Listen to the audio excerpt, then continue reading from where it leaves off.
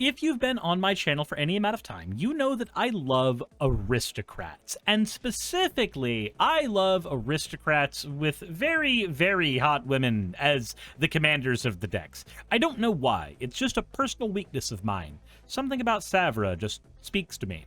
But there is a problem that aristocrat decks tend to have, and that is that they are non-combat decks. This isn't really a problem, more just an aspect of the game that is missing from their gameplay loop. I'm fine with this, but some of you really like the feeling of crashing a whole bunch of goblins into somebody's noggin. And so, I decided to brew up a Goblin deck that is also an Aristocrat deck that is also a combat deck. This was an interesting project, and it came with a couple of hurdles, one of which being that Aristocrats don't win with combat. But I did find a commander that fit the bill perfectly. This is Garna, Bloodfist of Keld. She can step on me, but Garna says whenever another creature you control dies, draw a card if it was attacking. Otherwise, deal 1 damage to its opponent. What? Deal 1 damage to every opponent? That's an Aristocrats thing. Drawing a card when creature dies? That's an Aristocrats thing. But turning cards sideways? That's just not a thing Aristocrats do. So let's talk about how we're going to make those ideas come together. The linchpin of this deck is, of course, the commander Garna, Bloodfist of Keld, a 4/3 Rakdos and red and 1 human berserker. Like I said before, she's got a draw effect if your creatures die while they're attacking, and a damage effect if they die when they are not. So, let's do a very quick primer on what the hell Aristocrats is as a strategy. Aristocrat strategies want to have lots of little creatures on the board where they can sacrifice them to gain some kind of effect, usually burn damage. This is, first of all, a play on the Cartel Aristocrat, the card that basically started the name for this strategy. Sacking another creature, gaining protection from things, and then of course being able to use this to cause cards like Blood Artist and Zulaport Cutthroat to harm your opponents. My headcanon though for this kind of ability is that an aristocrat wants to see all of their peasants die so that they can gain some kind of benefit. Maybe it's the fact that I'm a filthy socialist, but that's the way that I tend to see these things. That said, let's talk about aristocrat cards. The first one we're going to be using is Vindictive Vampire, one of 7 ways to burn our opponents, not counting what the commander is doing. Whenever another creature you control dies, this deals 1 damage to every opponent, and then you gain 1 life. We also could use cards like Zulaport Cutthroat in this deck if it fit the deck's budget. But unfortunately, he's creeped up to $1.10, which makes him way too rich for our blood. Again, something filthy socialist. But let's move on to the other burn cards. We also have Raid Bombardment. When a creature you control with power 2 or less attacks, this will deal 1 damage to the player that they are attacking. This will give us access to more burn and incentivize more combat. Zawoya Lava Tongue is a 2-mana death-touching goblin that says at the beginning of your end step, if you descended, which is putting a thing into the graveyard, then each opponent may discard a card, or sack a permanent, or can take 3 damage from Zoyoya. This can slowly whittle our opponent's resources down for us, and is a fantastic card for 2 mana. Bastion of Remembrance is a card that makes a 1/1 white token, but also says whenever one of our creatures dies, our opponents lose 1 life and we gain 1 life. Carter Doomscourge will burn our opponents for 1 life, causing us to gain 1 life, but only if our creatures died during combat, specifically. And whenever any attacking creature dies, Carter will get this ability and burn everybody. Also has the pseudo goad effect. Sir Conrad will burn our opponents anytime a creature is put into the graveyard from anywhere, and also has a mill effect.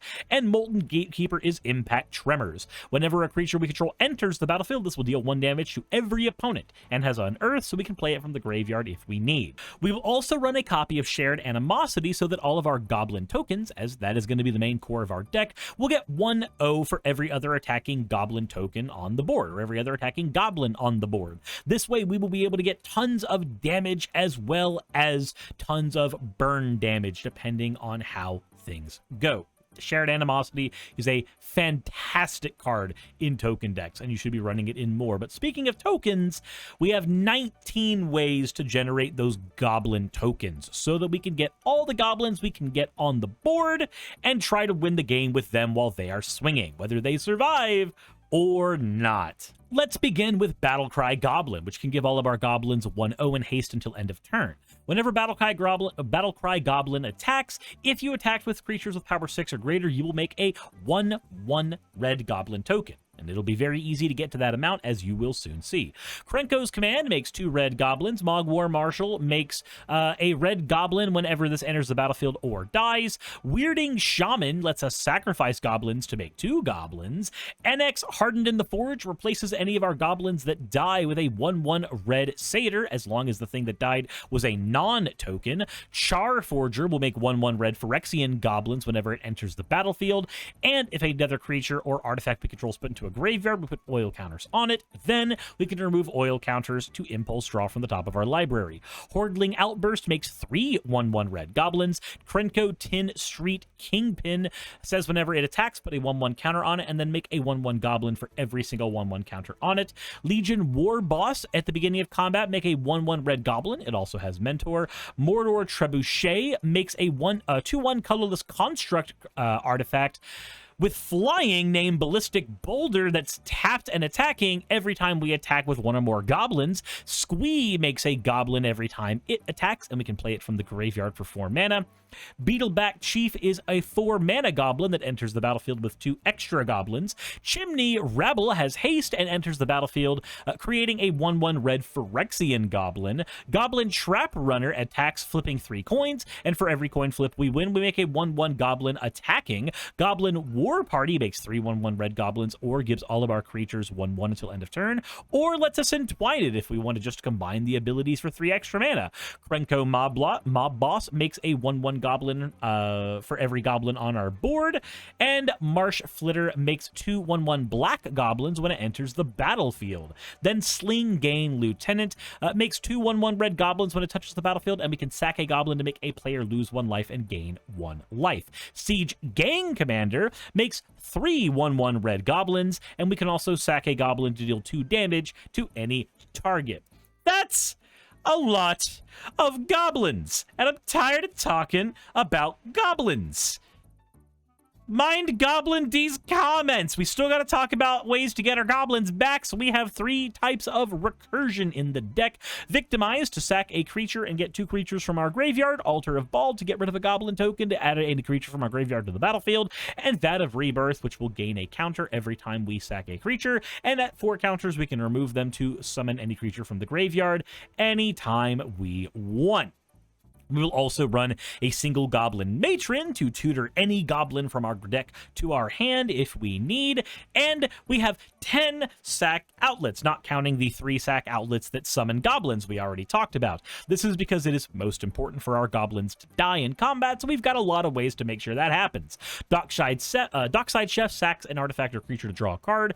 Goblin Chirion lets us sack a goblin to regenerate any creature, usually our commander. Skirk Prospector lets us sack goblins to add mana. Vampiric Rites lets us sack goblins to gain a life and draw a card. Goblin Turncoat lets us sack goblins to regenerate itself. Gorbog of Minas Morgul allows us to sack a goblin to draw a card or make a treasure token. Ayara, Widower of the Realm, lets us sack creatures to drain an opponent of X life, and then we gain that life. And of course, we can transform her into another reanimation piece later in the game.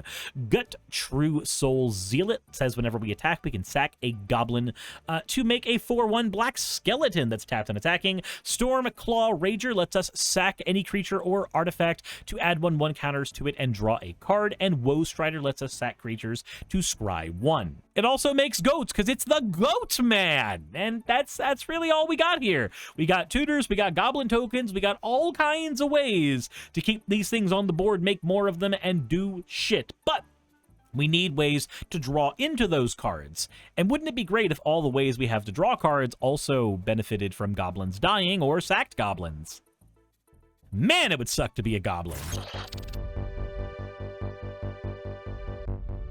We are running a 7-card draw package because our commander is such a strong draw package on its own, and several of our sack outlets have the added ability to make goblins draws cards as well. So let's talk about Costly Plunter, which can sacrifice one of our goblins to draw 2 cards. Altar's Reap does the same thing, Village Rites does the same thing, Corrupted Conviction does the same thing, Eviscerator's Insight does the same thing, but it has flashback, and Fanatical Offering does the same thing, but it makes a map token for us.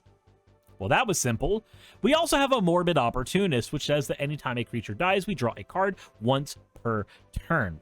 Morbid Opportunist is fantastic in decks like this, and really, we need to have more cards like this in Magic.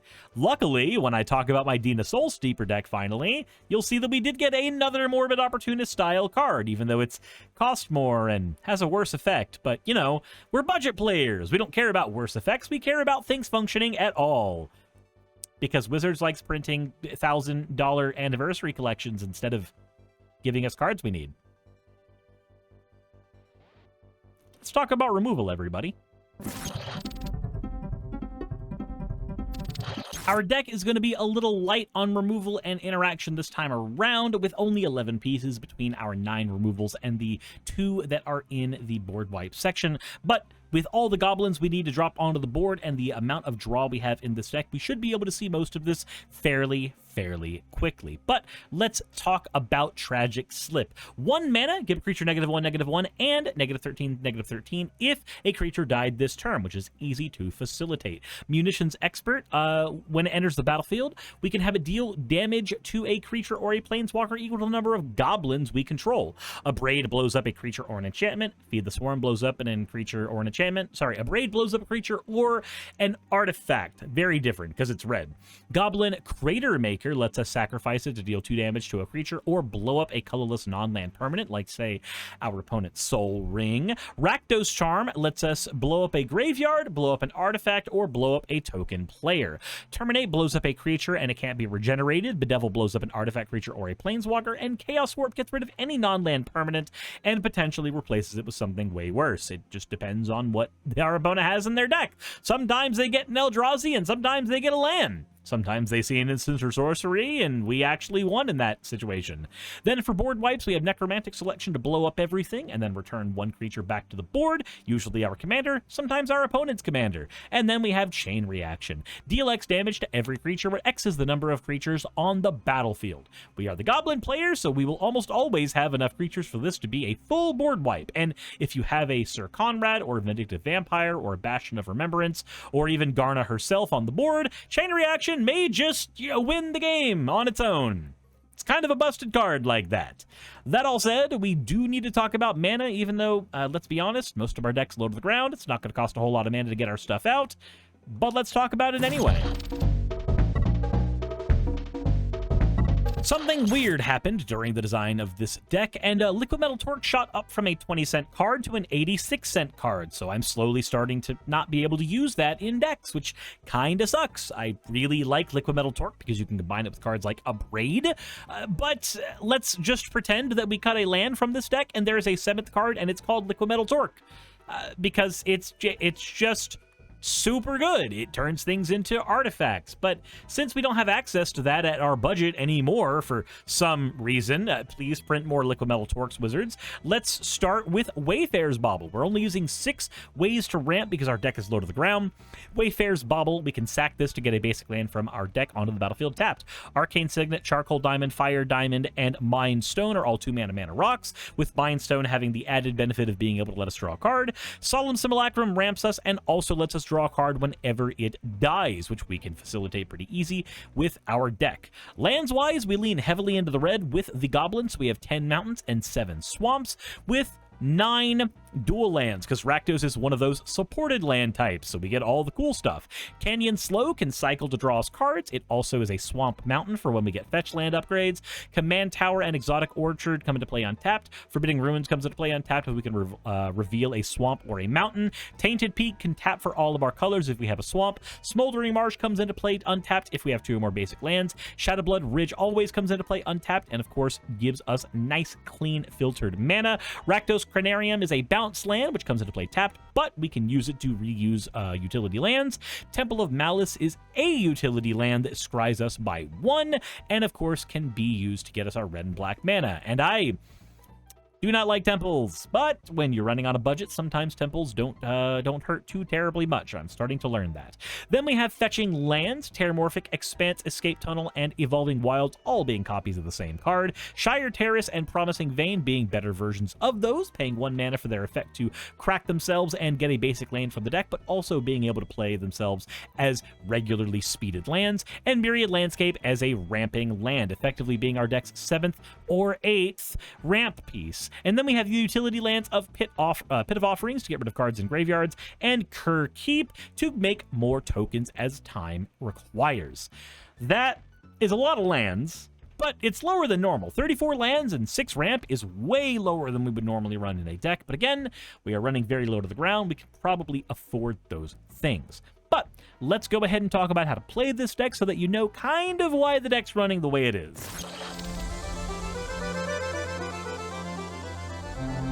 Let's talk keepable hands. In an ideal world, you've got both of your mana, maybe a ramp piece, maybe, and ways to make goblin tokens, and ways to sack goblins. We have a sack outlet with Weirding Shaman. We have goblin token making and Hordling Outburst. We have another Aristocrat with Vindictive Vampire. We have all of our deck's colors and a Bedevil that we can use if our opponents play something cheeky. So let's go ahead and keep the hand and see what we get, starting with Shire Terrace and moving on to turn 2. We play a Swamp, and we can play the Dockside Chef now. So let's go ahead and do that, because we don't need to crack the Shire Terrace just yet. Moving into turn 3, we can go ahead and play the Exotic Orchard to get whatever lands our opponents have.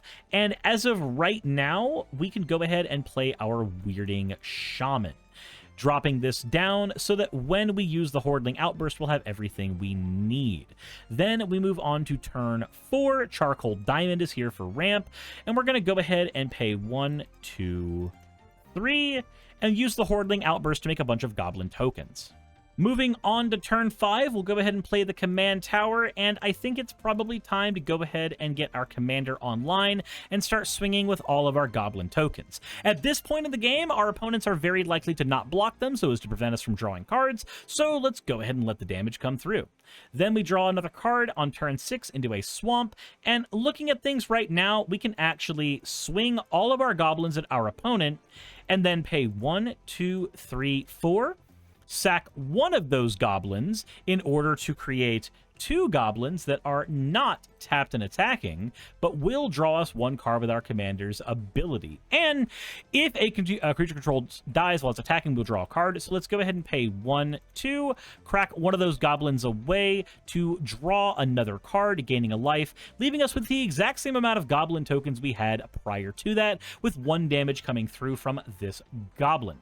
Now we can move into turn 7, play Tainted Peak, and now we can kind of start getting a little more crazy with our turns. We can go ahead and play the Morbid Opportunist so we have more draw power, and pay...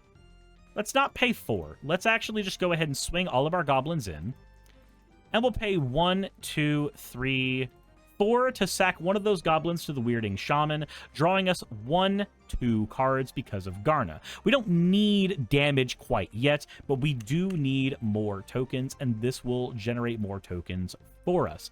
Moving on to turn 8, we've drawn Marsh Flitter. We don't really need that right now, but it's probably time to go ahead and start creating Faustian Bargains for our opponent. Putting Vindictive Vampire on the board, now anytime we swing, we will be able to sack our tokens in order to generate more tokens because of the Weirding Shaman and generate damage with Vindictive Vampire. No matter how we slice it, all of our turns now come up for us. When we swing with the goblins, we can pay 1, 2, 3, 4, sack a goblin, creating 2 goblins, in order to draw a card, burn everybody for 1, and then draw another card because of Garna. This will keep us in cards throughout the rest of the game, and will let us draw into more mana-efficient sack outlets.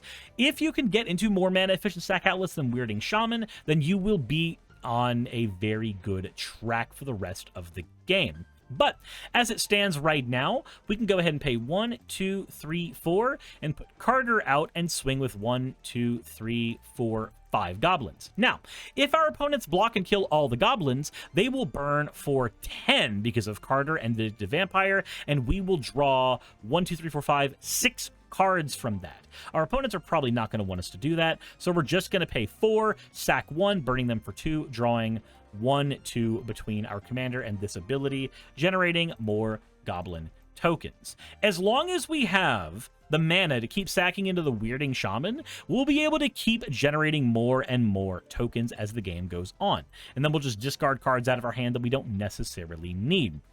So now we have plenty of tokens, and if our opponents were to board wipe us, they would burn for 1, 2, 3, 4, 5, 6, 7, 8, 9, 10, 11, 12. They would burn for 24 damage during a board wipe. But now that we've got everything we need, we can go ahead and play a swamp, and at this point, we can just ram everything at our opponents, because what are they going to do?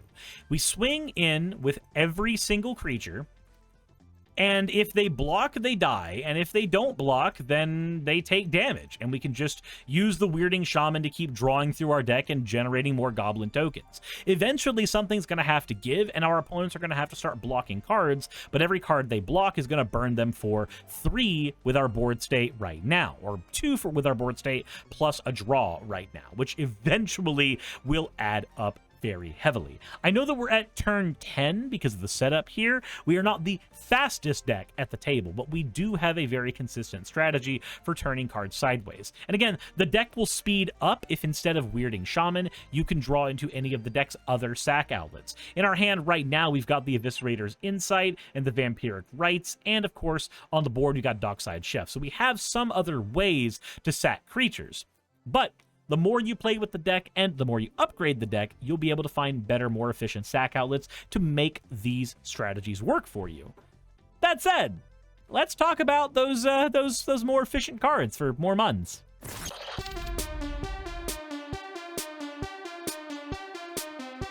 Now, this is one of those decks that has a very beefy list of things you can do to upgrade it, and this is one of the decks that will benefit the most from some tender love and care in the upgrade section. The deck will literally double in power from its $15 variant to its $20 variant. But let's start with one of the obvious issues. In the $15 version, a lot of our sack outlets do require mana. So if we start adding in cards like Carrion Feeder and Viscera Seer, so that we can sack our goblins without having to spend any mana, then our deck will be in a much smoother spot. And these cards aren't very expensive. Carrion Feeder's $1.40, Viscera Seer's 40 cents. It's just when you're working at a $15 budget, you do have to make sacrifices somewhere. Skull Clamp is a great way to get draw for only about $5. Malakir Rebirth is a way to reuse any of our sacked creatures. Blood Artist is a more mana-efficient way to burn our opponents down for sacking our creatures. Deadly Dispute's the best version of the sack a creature, draw 2 cards effect in Magic the Gathering. Goblin Bombardment sacks creatures to deal 1 damage to a player, which is also one of the best things we can do with this deck. Impact Tremors, because we make so many goblin tokens, this will give us more ways of burning our opponents. Zulaport Cutthroat is the best of all of the Aristocrat style cards.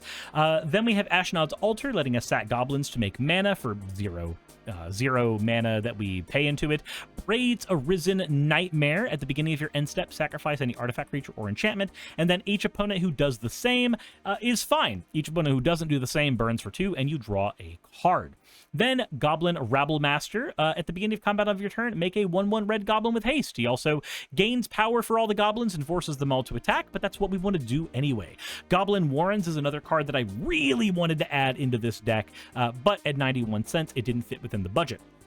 We can pay 3 mana, sack 2 goblins, put 3 goblin tokens into play. Then we have Judith Scourge Diva, giving all of our goblins 2/0, and if a non-token creature we control dies, it will deal 1 damage to any target. Use this if you end up leaning further into the main goblins instead of the goblin tokens versions of this deck. But if you're focusing more on tokens, then it depends on how much you like that 1/0 in lording. A Heraldic Banner will do very similarly. Then we have Mahadi Emporium Master. At the beginning of your end step, make a treasure token for every creature that died this turn. Huge in a deck like this, honestly. Mayhem Devil burns any target by 1 anytime we sacrifice a permanent. Warren Soul Trader lets us sacrifice any permanent to make treasure tokens. and again, it's or creature to make treasure tokens, and again, it's another way to get our goblins gone off the board without having to pay mana. Withering Torment blows up creatures or enchantments. Mirkwood Bats will generate us a loss of life for our opponents every single time we play or sacrifice a token. Speaking of tokens, Siege Gang Lieutenant gives us the ability to sack goblins to deal 1 damage to any target, and it's got Lieutenant. So at the beginning of combat on our turn, if we have our commander, we make 2/1/1 red goblin creature tokens, and they gain haste until end of turn. This is one of the cards I desperately wanted to make cuts to make work, but at $2.23, it just doesn't fit into the price of the deck. So I want this card in the deck, play this card in a $20 version of the deck, and this is the first upgrade I would grab, period, hands down, no discussions. Then we have Rankle and Torbrand, a card that I would have had in the primary version of the deck if I didn't make the upgrade sections after recording the previous sections. But Flying First Strike Haste, whenever it deals combat damage to a player, we get an ability. Either make every player make a treasure, make every player sack a creature, or if any of our sources would deal damage to a player or a battle, they deal that much +2 instead. Because our commander burns everybody by 1, this basically triples our commander's damage as long as we've attacked this turn with Rankle and Torbrand, which we will because it's very easy to just ram a 3/4 Flying First Strike Haster at somebody over and over again. Then we have Bolus's Citadel, another very important upgrade. We can look at the top card of our library at any time, play lands and cast spells from them by paying life. This card will win you games on its own by just digging through your deck. It's just fantastic. You can also sack 10 non-land permanents to make everybody burn for 10, which is also great. Then we have the Spiked Corridor Torture Pit. The Corridor makes 1/1 red double tokens, which are great, but the Torture Pit causes our commander to deal triple damage as well, making any damage it deals get 2 damage added onto it. And that's a lot of upgrades, but this is the deck that I think suffered the most from cards I want to add in, but just cost like 40 or 50 cents in multiples, so it becomes hard to make a $15 deck with them. But that's why I have the upgrade section now, so that you can see those cards that would be added into the deck and will change the way the deck plays. I think if you haven't played Aristocrats before and you're really used to combat decks, this deck will give you exactly what you're looking for in a combat deck that does the Aristocrat thing. The only thing I would say with this deck is it is very hard to figure out when you need to be sacking your tokens and when you need your tokens to be dealing damage specifically. Sometimes you can get really, really in the weeds of just drawing as many cards as you can with the commander and then running into the problem of running out of tokens and then whiffing on your draws, and then suddenly you're out of gas. So just be kind of careful with that, plan out your combat steps accordingly, and you will be on your way to a fantastic set of games. That all said, let me know what y'all think in the comment section below. Hit the like button if you haven't already. Subscribe if you haven't already. Let me know what changes you would make to a deck like this if you were building it. And as always, everybody, insert end of video tagline here. Hey, just wanted to give a quick thank you to all of my wonderful patrons who help keep me afloat and help keep this channel going.